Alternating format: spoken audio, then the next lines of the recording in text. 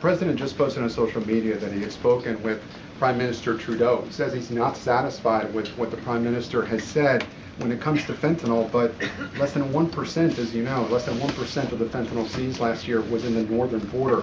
What else does Canada need to do? Well, the president did just put out a statement on his call with the governor, Justin Trudeau, as he calls him, of Canada. And he said that he was not pleased, as you said. He said it's not good enough. He told Prime Minister Justin Trudeau that directly. The call ended in a somewhat friendly manner, as the president said, but he's not going to stop standing up for the American people. And to answer your question directly, when it comes to fentanyl, for the last 4 years, unfortunately, our neighbors to the north and the south, Canada and Mexico respectively, have allowed America to be a dumping ground, not just for illegal aliens, but for illegal, poisonous, deadly fentanyl, which is now the #1 killer of young people in this country aged 18 to 34.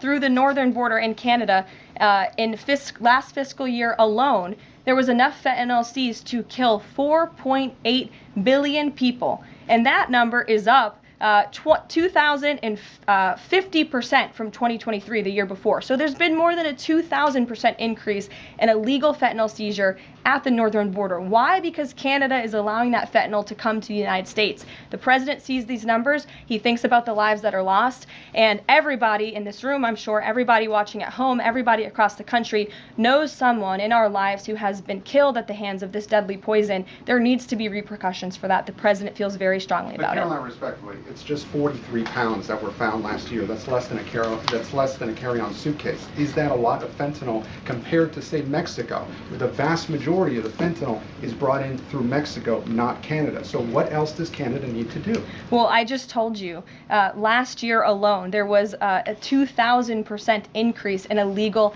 fentanyl. You're asking me for what the president's justification is for these tariffs. It's not up to you. You're not the president, Gabe. And frankly, I think it's a little bit disrespectful to the families in this country who have lost loved ones at the hands of this deadly poison. If you talk to them, and this president has, they are grateful that they finally have a president who is standing up to both Canada and Mexico, and most importantly to China as well. The president added an additional 10% tariff on China because this deadly poison is being produced in that country. It's being distributed through our neighbors, and there needs to be consequences for that, period.